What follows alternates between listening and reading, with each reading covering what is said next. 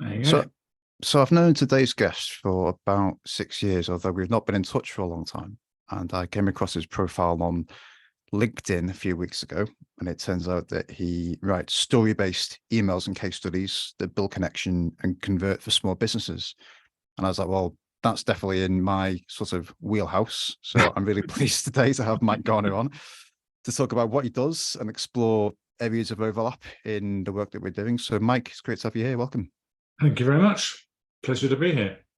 Wonderful. Perhaps you could start off, just for anyone listening, by talking through a slice of your story that explains who you are and what you do today. Well, yeah, I mean, I'm let's say of a certain age now, so I've got a good chunk of experience. I've been working for myself for a bit more than 25 years. I lived in France for a long time, and was a translator, and I kind of morphed into being a copywriter because I got sick of translating other people's bad French. And I thought copywriting might be a bit more interesting. And yeah, I mean, I was fine at it. I paid the bills, but I wasn't putting up any trees, as they say. And then 2020 came along, and in addition to everything else that happened in 2020, it was kind of life-changing for me because we put my mother in a home because she had Alzheimer's. She couldn't survive at home anymore. This was in January, before anything else kicked off. This was in January. And then a week later, my wife was diagnosed with breast cancer.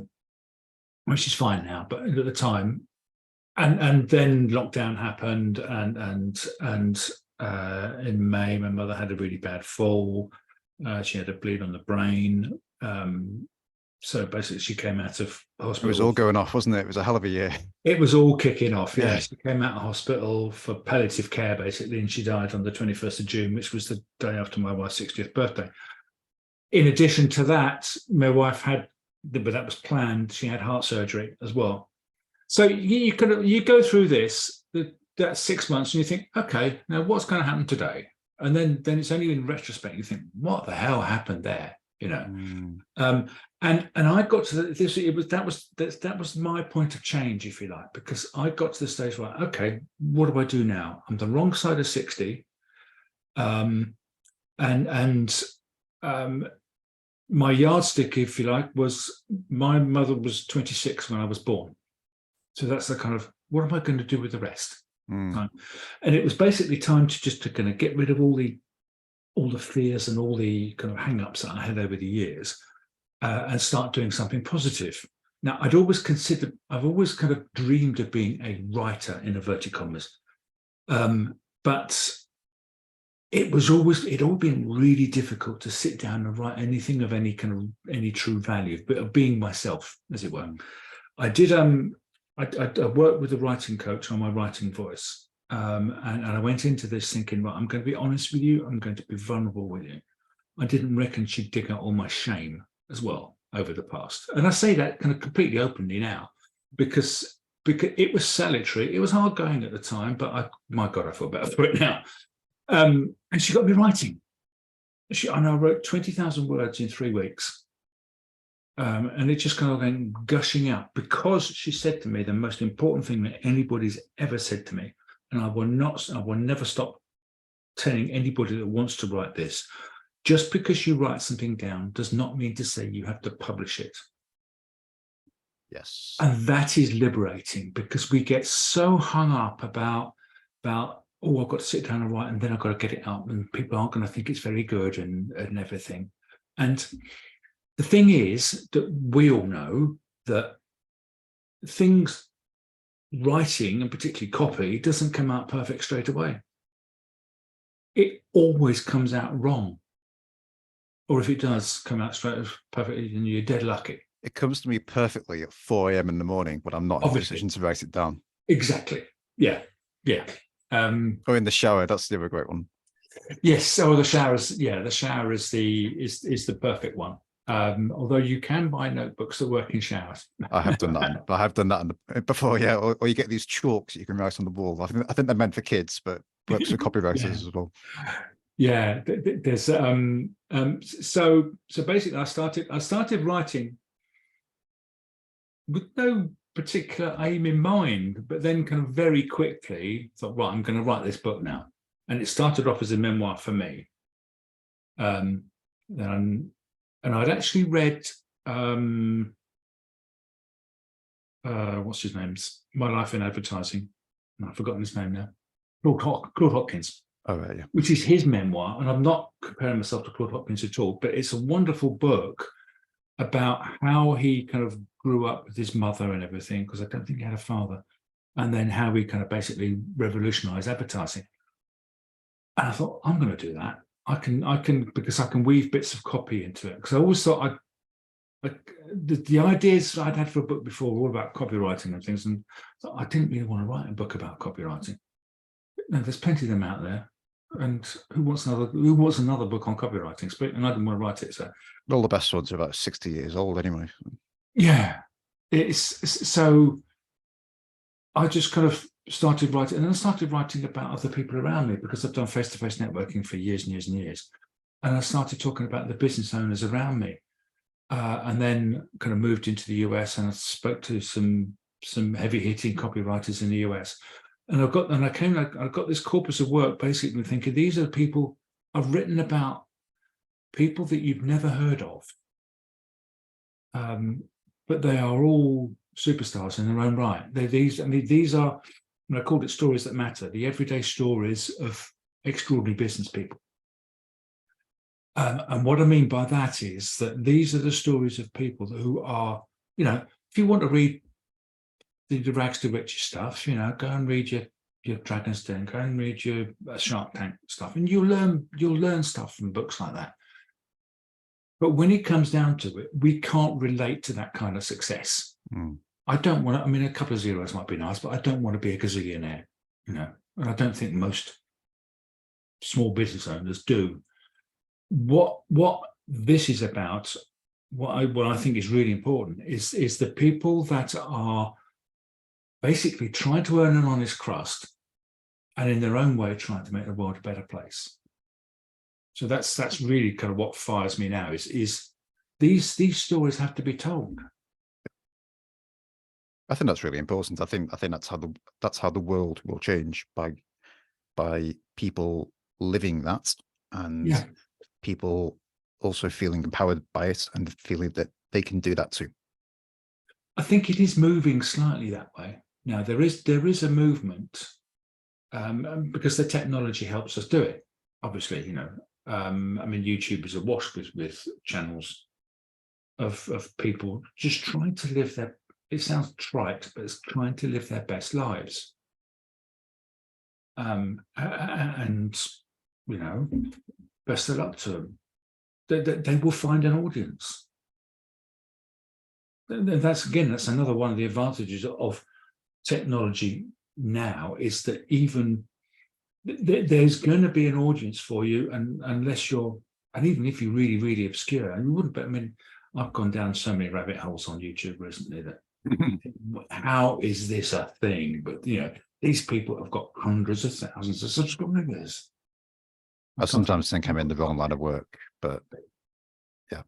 But it does, and so a wonderful time to be alive, I think, actually. So these stories that matter. So were you interviewing other copywriters, or is it just business owners generally who are doing great things? Business owners generally, yeah. There is, because I've got a lot of copywriters in my immediate circle, but I've got just for example, I've got a couple of therapists. I've got someone who runs a digital marketing agency in Florida. I've got somebody who's, again, he's an interesting case. Somebody who had a kind of life-changing event over 2020, lost a third of his body weight, because he was a large lad, lost a third of his body weight, and suddenly became a stylist for men in their 40s. Which is something of a gap in the market, their 40s and 50s. It's something of a gap in the market. So there's people from all over the place, really. I've even got a medium in there. Yeah, it's wonderful. which is, you know, I spoke to a lot of people. Not everybody's in the book, but I spoke to people just that I thought would be interesting to talk to. And how did you kind of select the stories? Well, because I divided the book up by theme, if you like. But I wanted to, if there is a theme about it, it's strange as well because one of the copywriters I spoke to has written some blurb for the back of the book, Ash Ambashay. She described it as Humans of New York, like Humans of New York. So I thought I'll take that, you know, because it's just basically portraits of people. But I kind of start it through why people. Well, the preconditions we have for starting a business, like the kind of the head trash that we have sometimes, you know, stuff like, you know, don't get ideas above your station, the kind of thing we grew up with. Don't get ideas above your station. No one's like a show off and things like that. Because when I was growing up, self-employment was just not on the radar. You know, this is. I mean, my grandfather was a self-employed painter decorator, but I didn't know him because he died when I was 6 months old. But otherwise, you know, you went to work like everybody else. You know, you went to school, you went to work, you got good grades, you went to work, and you know that was you for the next 40 years. Well, if you were self-employed, it was more of like the trader thing where you might start off as an apprentice and then you go off and you start your own business. Yeah, but it's an unknown thing. No. I mean, I didn't know you could work for yourself. I mean, people did, but I didn't know you could work for yourself. So there's all those kind of. I think I skipped that class in school. I must have skipped that class because I don't remember it. I don't think we had it. Because I mean, I grew up. I only learned to type about 10 years ago because when I was at school, this is in the 70s, you know, the girls did the RSA, the boys did woodwork. And the only way, if you were a boy, that you got to learn to type was if you trained to be a journalist. So I kind of broken down the business, setting up a business kind of process, the reasons why we start up a business. So there's case studies in there. Then there's the things that get in the way when we're running it, or the things that are going to happen. You know, things you can expect. This is kind of quite a section on failure as well, because I think we've kind of fetishized failure. It's an important part of the process, surely. I think we'll go through it. And basically, the end section is not how to tell your story. It's the people who do tell their stories in an effective way. I mean, what I'd like people to get from it is all these people are like me, and I can tell my story too.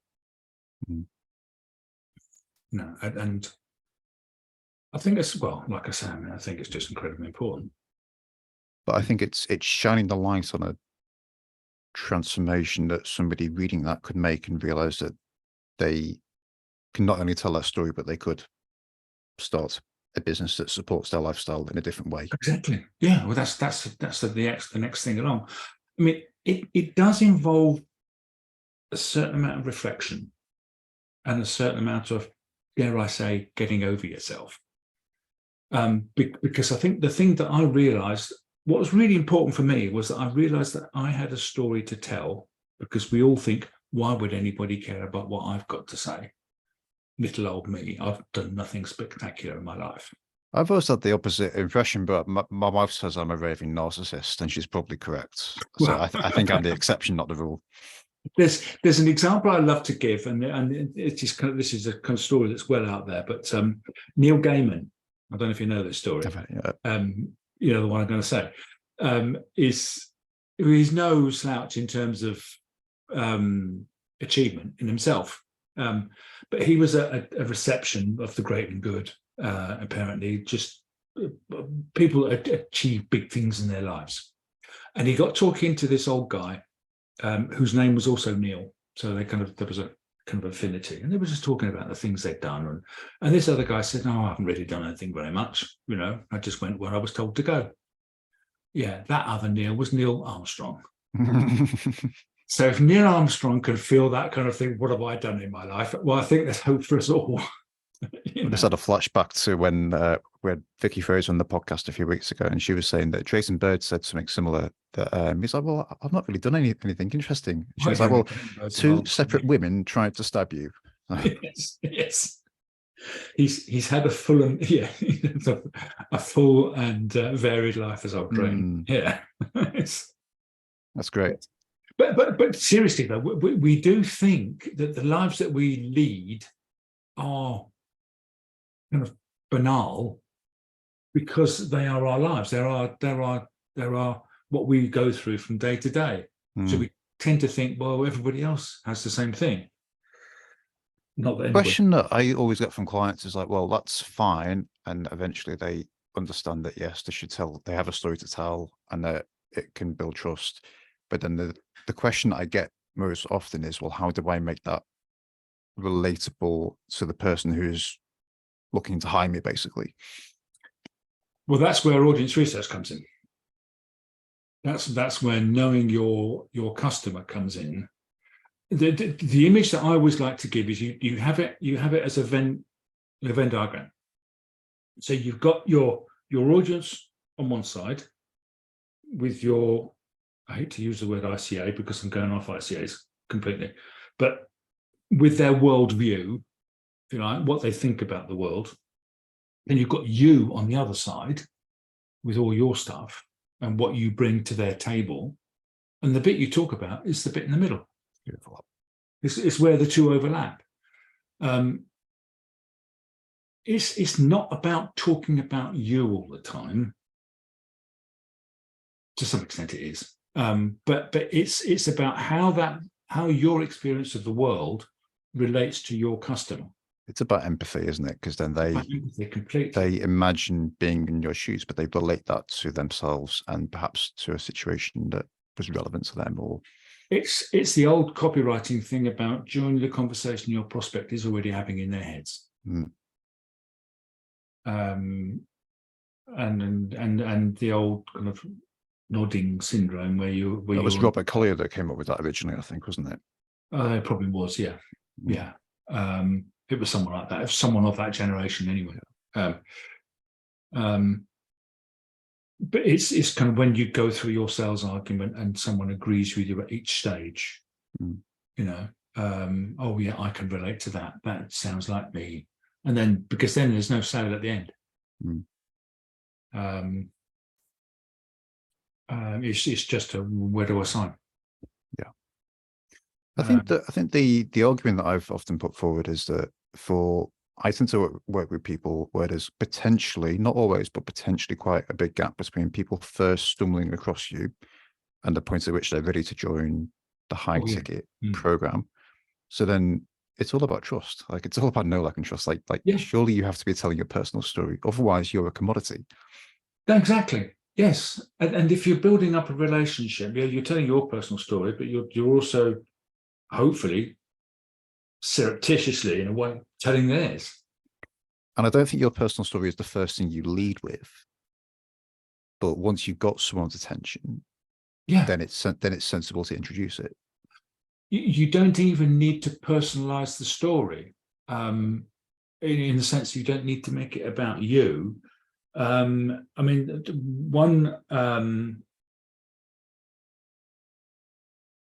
I'm working to a certain extent with copywriters a bit at the moment on this particular thing because copywriters are the worst. It's all very dry, isn't it? Otherwise, it's a bit technical. Right. Yeah, but we can talk about other people, but talking about ourselves terrifies us. And so it's kind of quite easy to get into their heads that way. But you can displace that story into a neutral ground, and you talk about, have you ever had this fear, of being found out? And it's the same experience that I've had personally, but I'm not making it about me. I'm making it about this kind of, I'm making it about the person reading it. You're just relating a situation. Yeah, you imagine yourself in this situation. What happens when you come up against this? And as long as that situation is a situation that is relatable to them and evokes the problem Yeah. that they're trying to solve, then it's going to get their attention. No, exactly. Yes. I mean, it's the good old problem agitate solution. Mm. Really, you couch the problem that you've already experienced, but in their terms, and then you see, well, I'm not going to teach you about problem agitate solution, but you in their terms, and then, well, if you don't do something about this, it's only going to get worse. Oh, by the way, I've got a solution for you.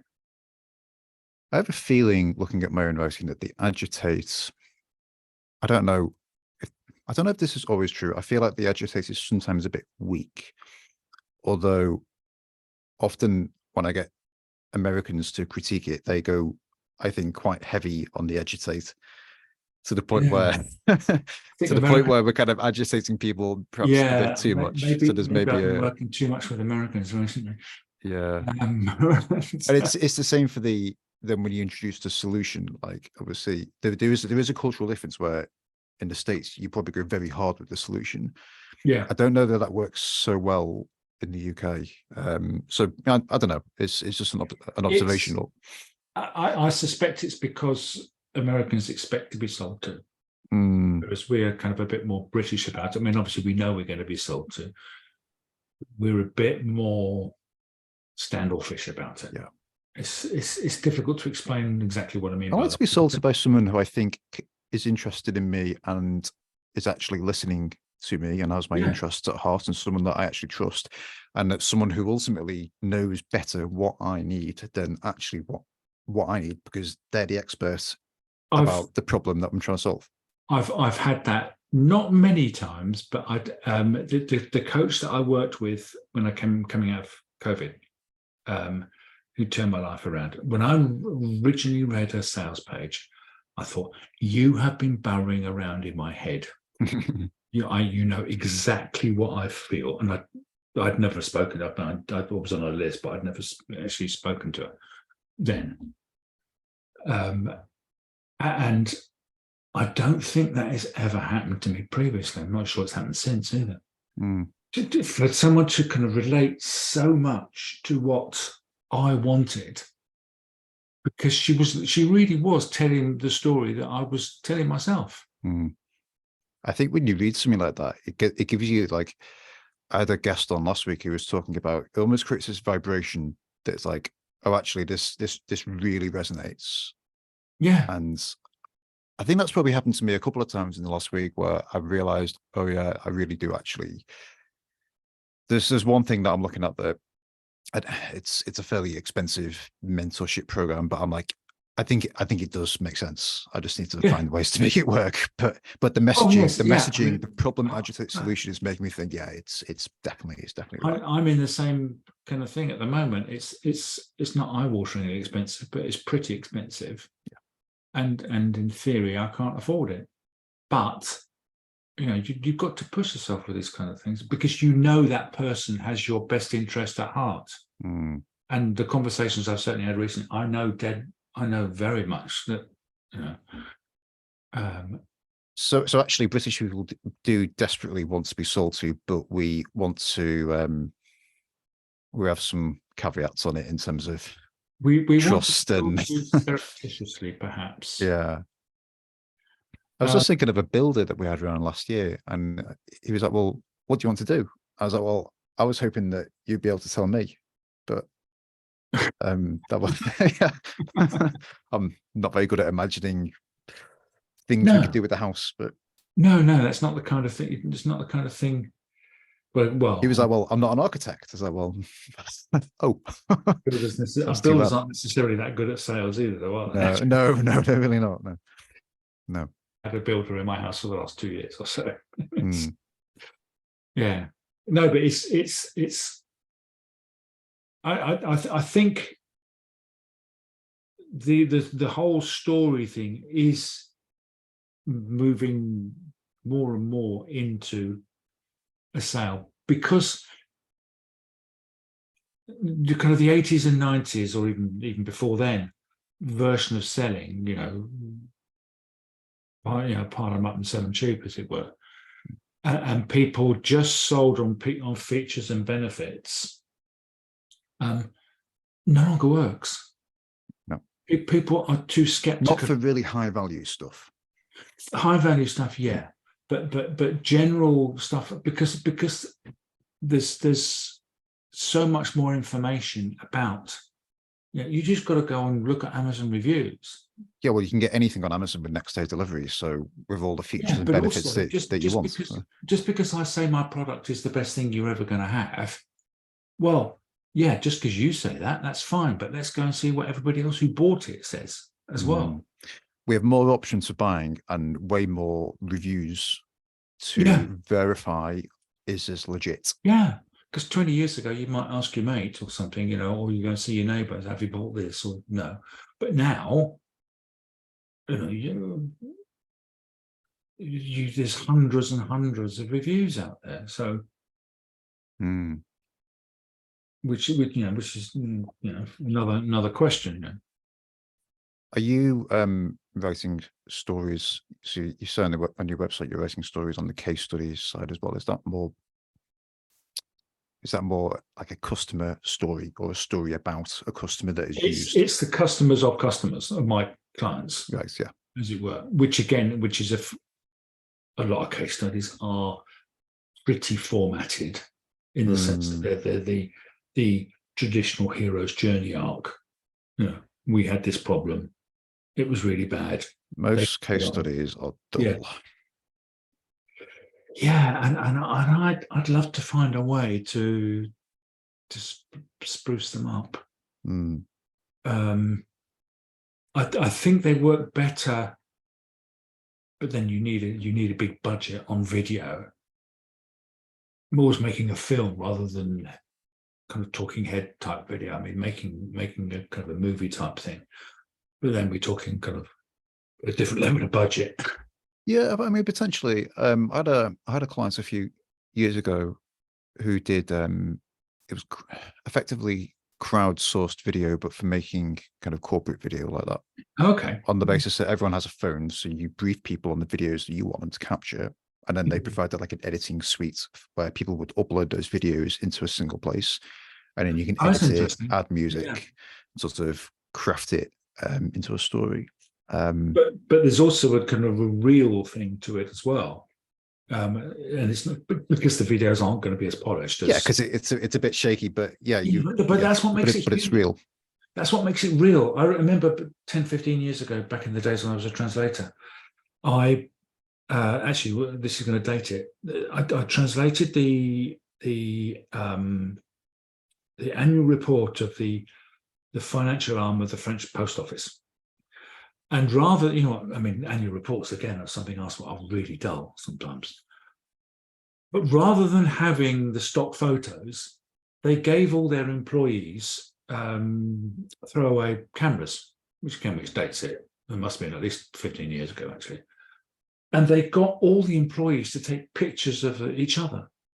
And they used those, which I thought was even then, I thought was brilliant because it just makes it come to life. I'm doing a project with a recruitment firm at the moment, which is a storytelling project. So normally my projects are, I guess, similar to yours, where I'm working with a single founder or business owner to tell their story, extract it out into the open, figure out which parts they actually need to tell because they're too close to it. I can see it, they're too close. With this recruitment client, where it's slightly different, where we're interviewing about 11 to, it's either 11 to might even be as many as 14, but it's a number of internal people to highlight their stories and bring a wider range of perspectives. And then we're going to sort of create a kind of a mashup for different formats.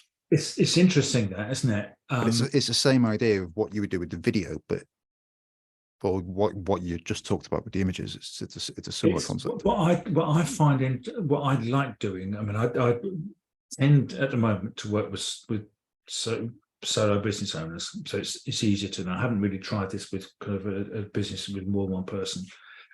Is that you take their timeline? I mean their life basically, and obviously the older they are, the more there is to do. And you get them to tell their story, and I break it down into kind of what the important events of this particular period of your life and everything, and who were you, what happened, what did you learn, and stuff like that, and who were your mentors and who were your enemies, and basically just kind of a general kind of format of information. And there's a surprising number of things that come out of that, transferable skills that people didn't realize they had. It was pointed out to me by Vicky, actually, a couple of years ago, that I'm a copywriter. I've been a translator. I've also been an estate agent, not an estate agent, a travel agent. But I've got a degree in history. So I'm interested in facts and working out what's important, what's not important, in interpreting and things. It's a common thread though, isn't it? Yeah, it's a common thread all the way through. And I've been in and out of the teaching profession throughout my life as well. So that's really what I do at the moment. When I work with clients, when I'm not writing, is the consulting part is tell me your life story, basically. And this is how we're going to give you a messaging guide afterwards. But that's, in effect, it's teaching. Just that it's not in front of a classroom. It's fascinating to me that when someone can tell you like their backstory and they tell you something that they think is not relevant or usable, but then to you it's obvious.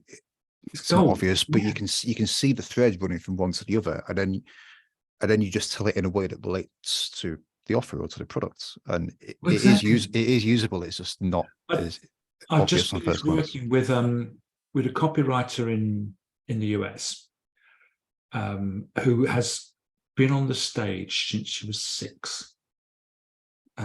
She's 29 now, but she's also a singer-songwriter. Obviously, she lives in Nashville, and I mean, she's she's just cut a second album. She's going off on tour in May, but she wanted to kind of bring together the two strands of it, and she couldn't find a kind of a single unifying message.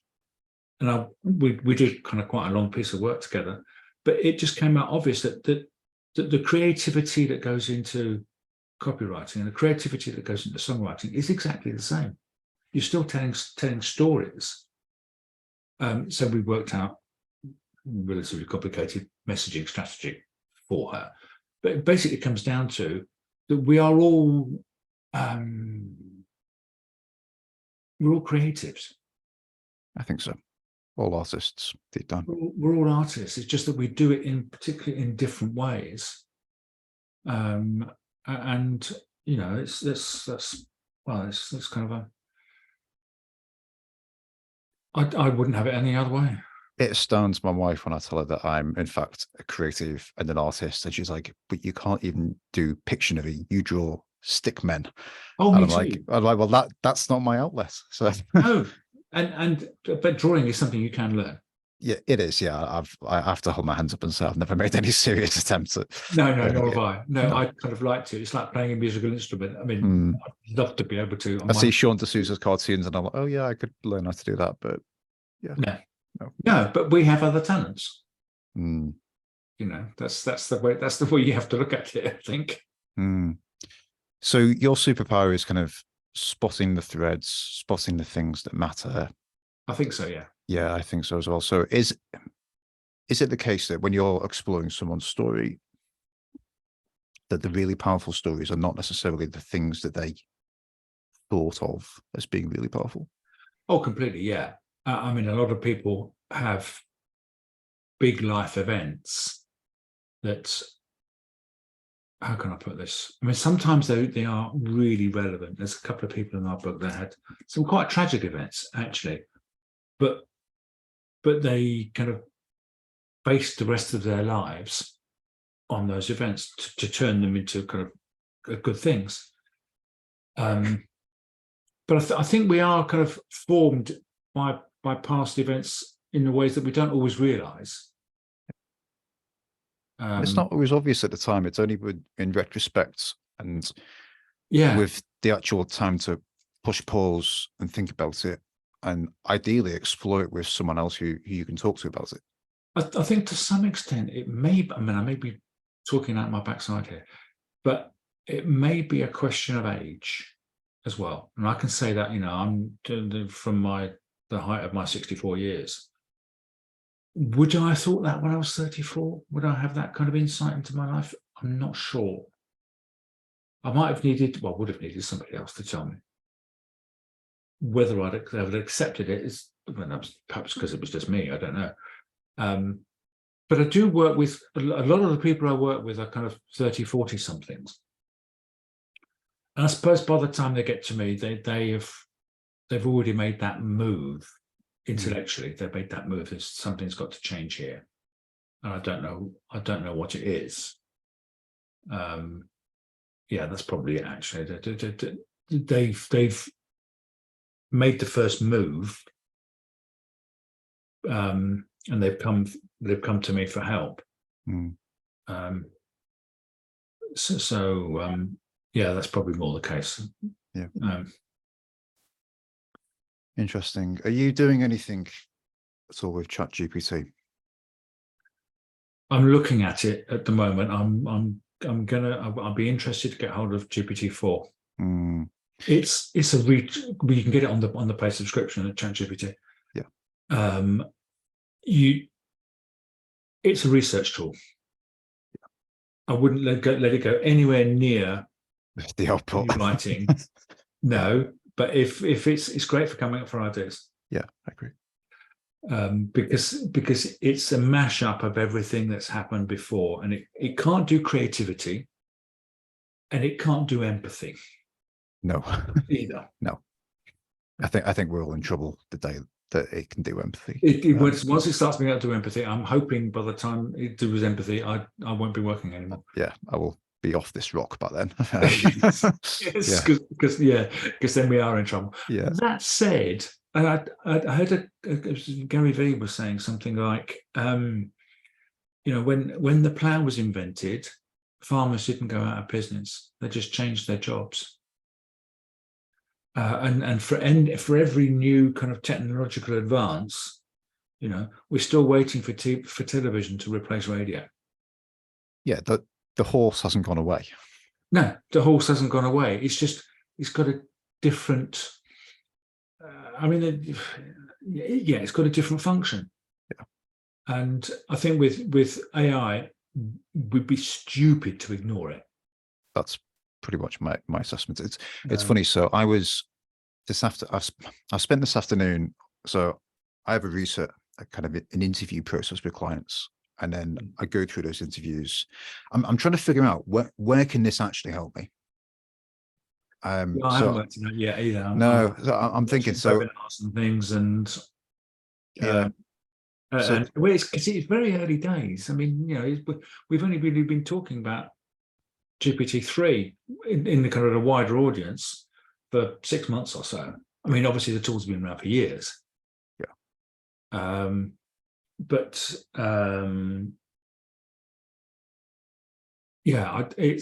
and then GPT-4's been out for since about 2 weeks, isn't it? I think. Yeah, not long. I think it's a wonderful time to be alive. Because it's very interesting. Yeah. So, I mean, if I'm writing blog posts or something, which I don't do very much, but sometimes, it's much quicker than going on Google, because we need information. That said, and it's a cautionary tale here, one of the things I talked about in the book is the things that we tell ourselves that is not necessarily true. And I've got all kinds of things that I imagined. I can imagine watching. I can remember watching the original reruns of Star Trek in the early 70s when I was a teenager, and that I did watch. Sitting on a blue chair, which I know was one of those chairs you give 3-year-olds to be part of the family, which I did have, but I couldn't have been sitting on that chair because I was far too big for it. And there's another story about, in the early 70s, I went to a couple of football games at Fulham.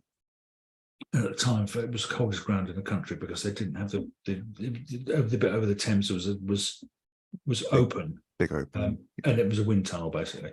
There's one game where Fulham beat Brighton 5-0, and that's in Wikipedia, that's in all the record books. There's another game I'm convinced I went to. They played Arsenal, and there's no record of it anywhere. So I asked this morning, actually, I just asked ChatGPT, can you find this record? And it found it. I thought, okay, but I'm going to double check this. Mm. Then I went back to ChatGPT and said, oh, but Fulham were in the second division. They weren't in the first division in 1972. Oh, yes, I'm sorry, I'm wrong. I apologise. Actually, the AI apologised to me. Yeah. So it gets things wrong, basically, but only when you point it out.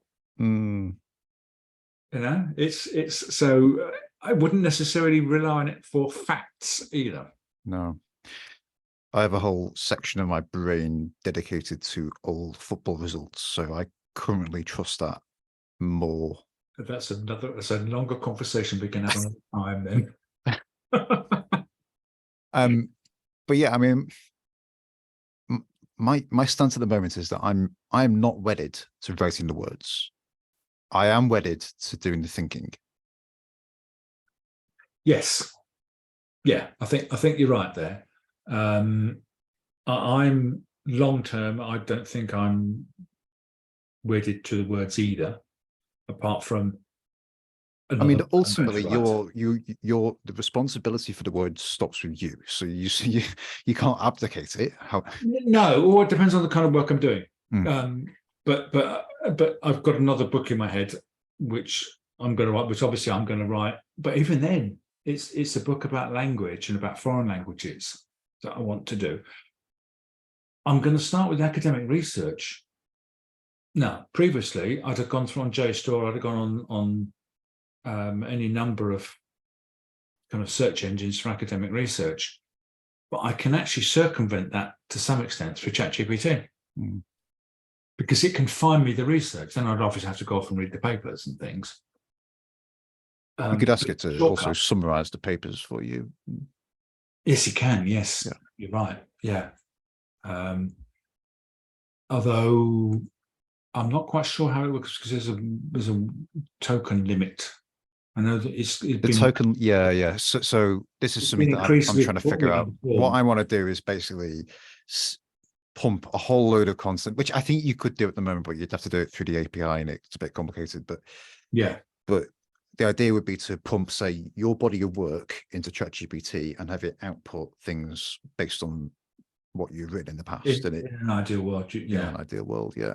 Yeah. The other thing I'm looking at is saying, well, at the moment, so I spent a lot of this afternoon going through transcripts of the 11 calls that I've done with this client and kind of going through and looking for the things that matter. And then what I do is I segment sections of the transcript that I think where the little storytelling bell is ringing in my head and it goes, this part really matters. I take that out, I put it into Airtable, and I tag it as to what that story is about with like a sort of bridge idea to the sales message. So it's all kind of organized. Yeah. And I'm like, well, I've done a brief tidy up job on that transcript. I could feed that section of the transcript into ChatGPT and say, you know, could you write me a social post about that? Or, I use Otter AI to get a transcript from a video call. They're not great all the time, you know, but they give you the outline. It's getting better. But I put a section of it through ChatGPT and said, can you clean this up for me? And it did. I mean, it wasn't perfect. But it was far more usable. It's much closer to. Because Otter will transcribe all the ums and ahs. Yeah. And and these tools do not understand my accent. It doesn't understand Scouse twang, apparently. Even though I don't have a very strong accent anymore, but no, but it doesn't often understand me with my kind of North London. But the one that he understood the best was the guy who's now a stylist. He's from Glasgow. This is it. This is what I don't understand. It's got an accent you can cut a knife with. Yeah.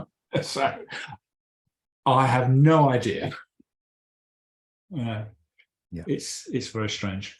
But there's definite time savings here, though, isn't there? Because if you can get something that's the right thread, it's the right thing that it's happening on, and you're getting it to a form where it's closer to being usable, then that's a time save. I mean, the only experience I have with AI like this is through ChatGPT. Yeah. And there obviously there are a lot of others that are more advanced out there. Yeah.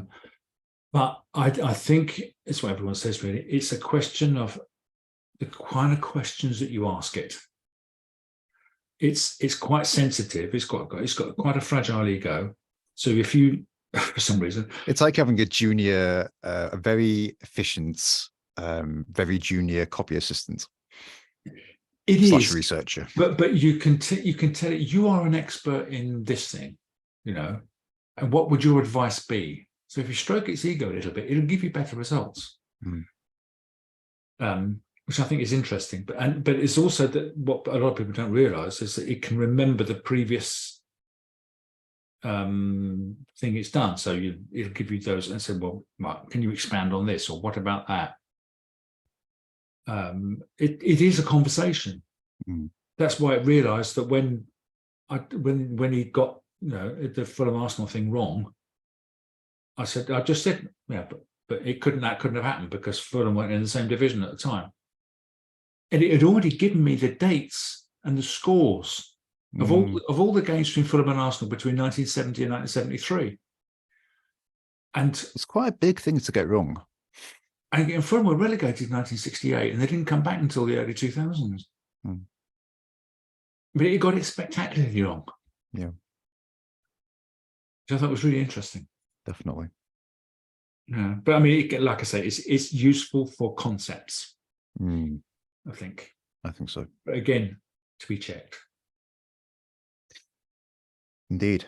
Is there anything else that I should have asked you that we haven't talked about? Well, because we've kind of gone off on a kind of ChatGPT. Sorry, I'm basically asking everyone how they're using it at the moment because I'm trying to figure out how to use it. That's why I ask people. At the moment, I'm really interested in how we weave stories into emails and things. I'm going to be running a workshop after Easter about this, because again, it's something that people kind of get hung up about.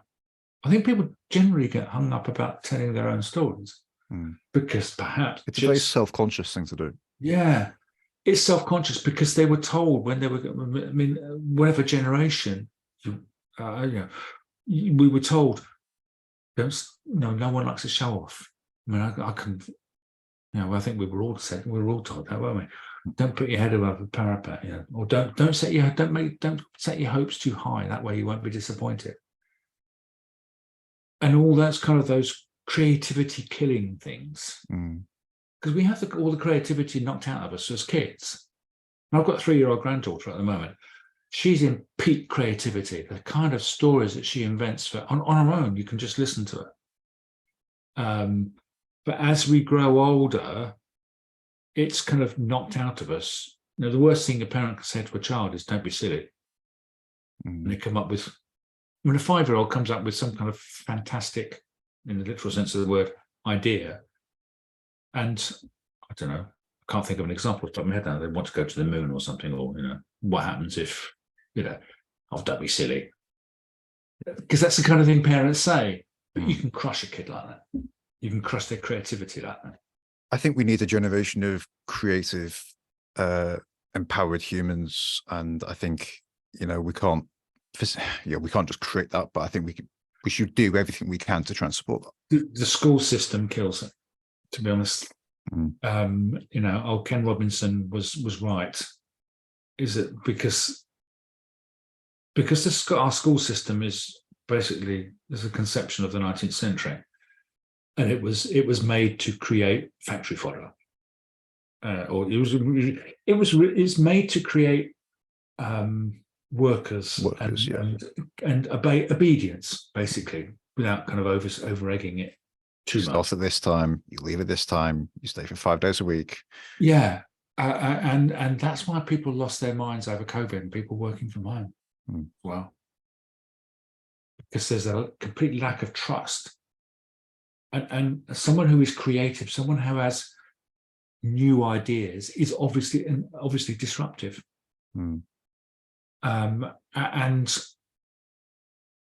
that is then coming back to these business owners and people like us, you know, we have the freedom to think what the hell we like. And if you're in a job, say a job, you know, salaried, that can be quite threatening to an organization with rules.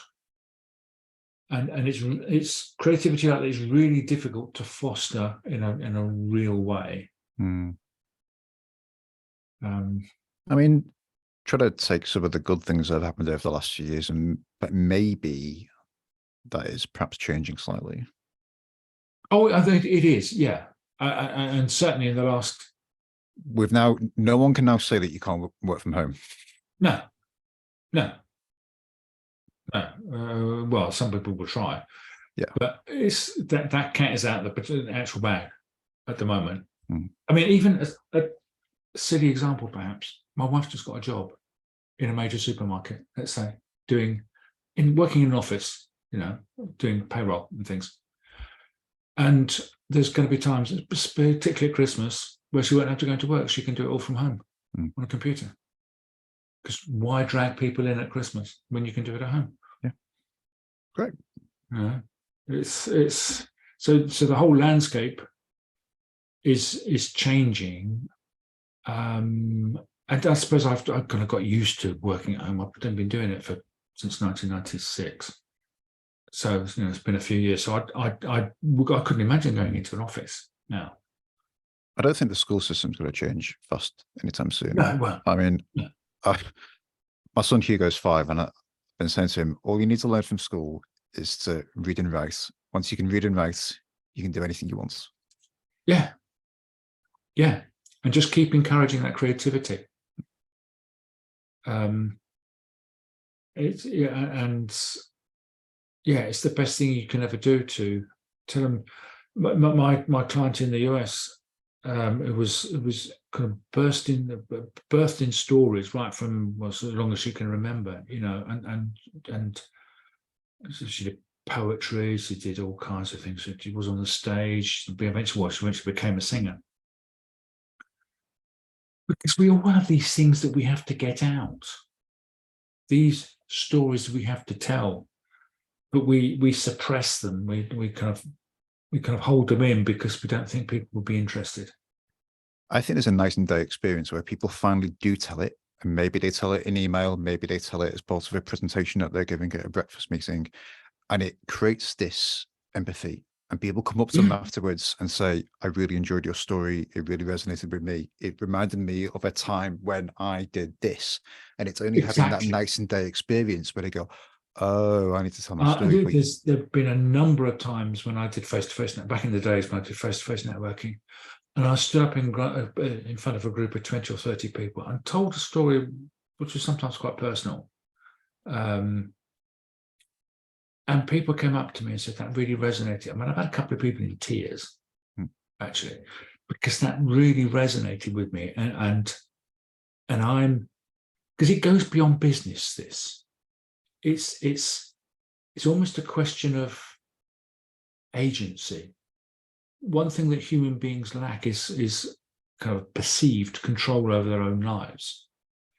And if you can go out and tell these stories and not cover them up, and it's salutary. I mean, that's why we do genealogy, because we need to find this kind of connection between us and the people around us and the people that preceded us.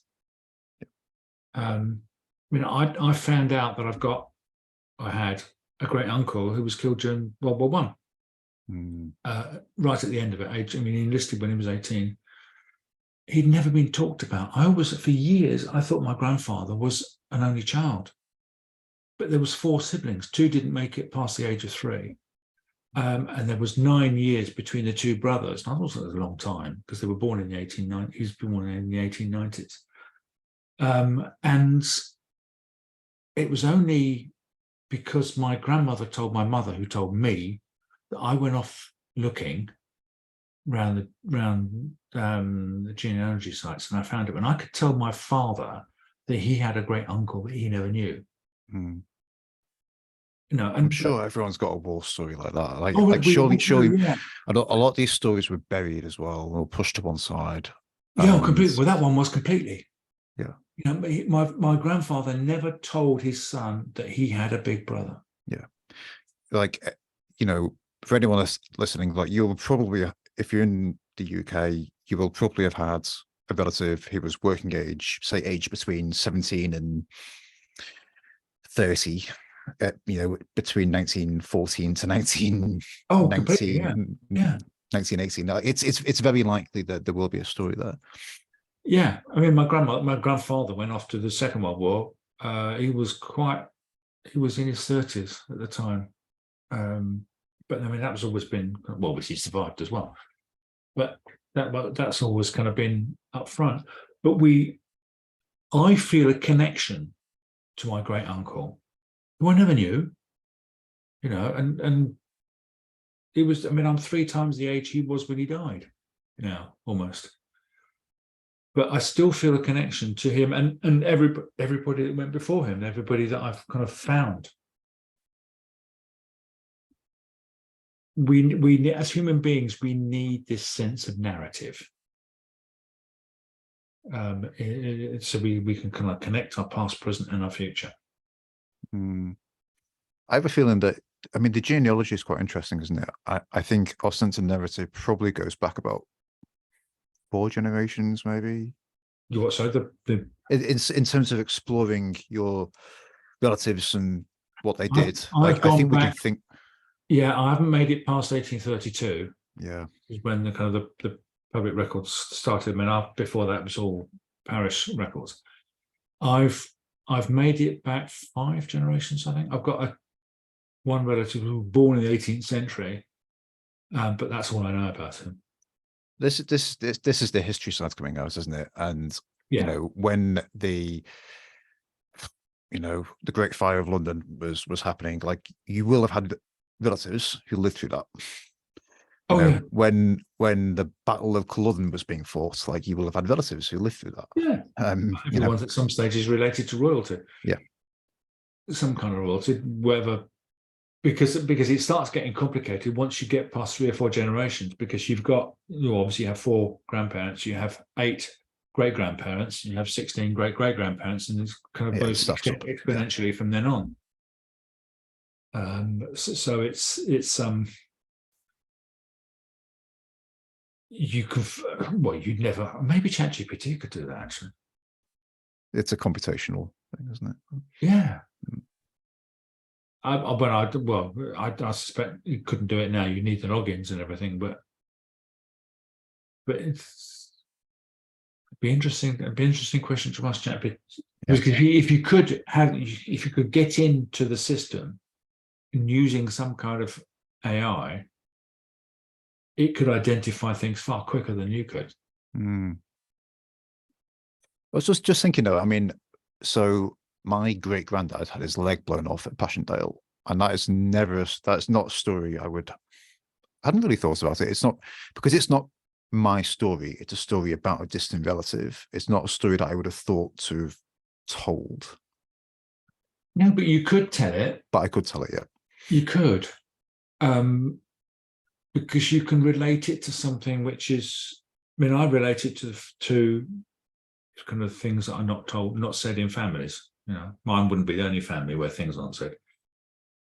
And it's just kind of an illustration. I think I probably have put it in an email somewhere in the past, but there's no reason why. Because the stories you tell also don't need to be your stories. Yeah. Stories are out there all over the place. Yeah. And there's it's not just the deep stories of your family and everything like that, your background and everything. There's copywriters like Laura Belgrave who will write things largely about her husband, but she'll write extensively about just small little anecdotes and things that happen to her in her life. You know, and she's built a multi-million-dollar business out of it. If anybody's listening, go and subscribe to talkingshrimp.com, Laura Belgrave's emails. You will thank me later. basically, because it's storytelling in its purest form in email. I think the challenge is like spotting these events and realizing that you can write about them, and I think capturing it so that it's retrievable later on, whether you just make a note on your phone or however you go about it. Well, you say that. One idea that I really love is Matthew Dick's, your homework for life. Yeah, story where, yeah. Yeah, the whole principle behind homework for life. I mean, again, that's a TED talk. 17 minutes of your life you won't regret losing. But it's a whole thing about writing down the highlights of things that happen to you every day, just in bullet form. Yeah, really. This is okay. So this is my last question, because I do a version of this. So it's not since 20. It was interesting on your About Me page that you said, I haven't always been journaling. I haven't always been a writer, but I wished I had been journaling. I was like, yeah, I wish I'd been journaling as well. So I started at the start of 2021, and since then I've maintained a page a day diary. I document what's happened throughout the day. And sometimes it's tosh, sometimes it's how much the kids were pissing me off. But sometimes there's actually really interesting things. And now what I'm doing is I'm going back and I'm printing off a handful of photos throughout the year and stapling those photos into the diary on the relevant pages, so that it does become a work of art. It's a creative output. Because once you build up that corpus of stuff, I mean, I've got little snippets of stuff that I wrote years and years ago, but I've never did it in any kind of regularity. And I'd have loved to have seen what I kind of wrote as a teenager now. There'd be threads, so there'd be threads between then and now. Oh, completely, yeah. I mean, I've been like you. I mean, I've been using an app for the last, I don't know, 5, 6, 7 years, perhaps. And when I look back at some of the things that I wrote in 2014 or 13, it's me whinging largely.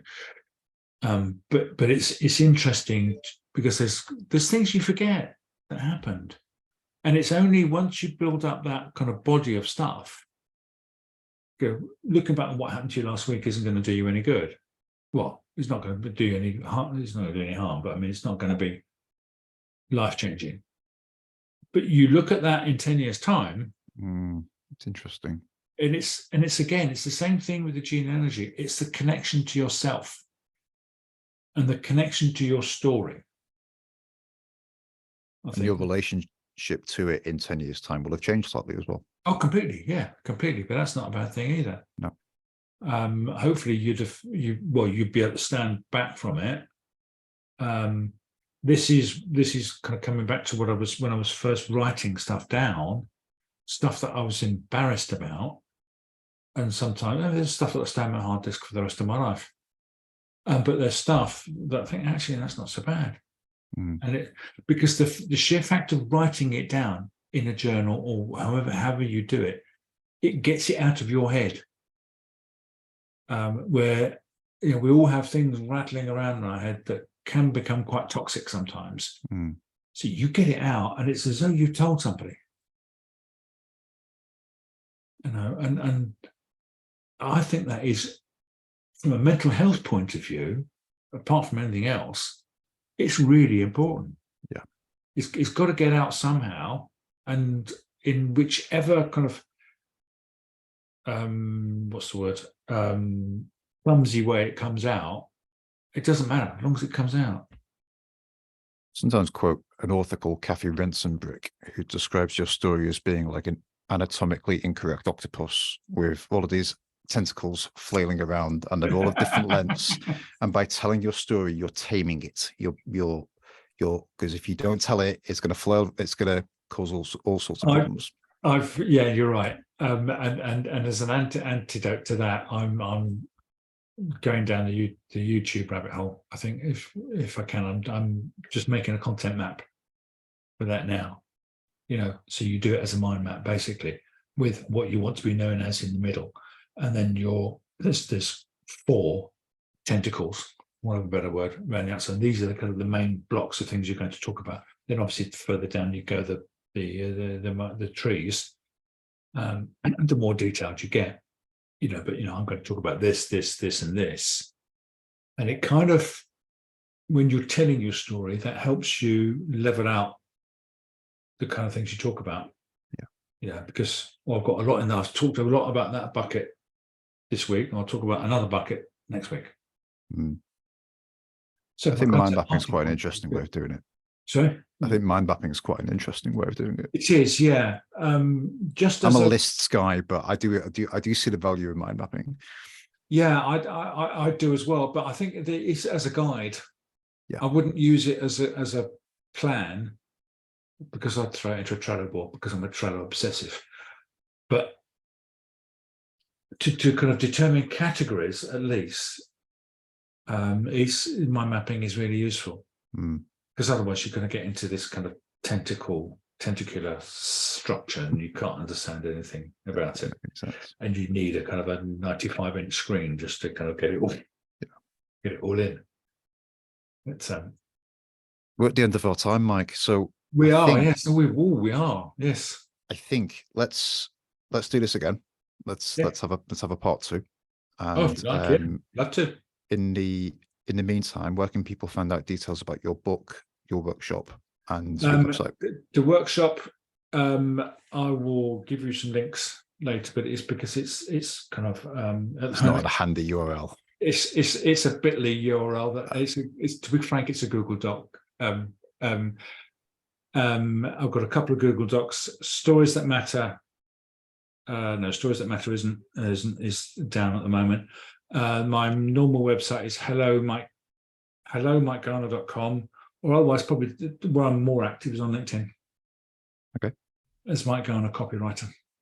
Perfect. Well, I will make sure that we link to those places when this is published. I will provide you with the links. Super.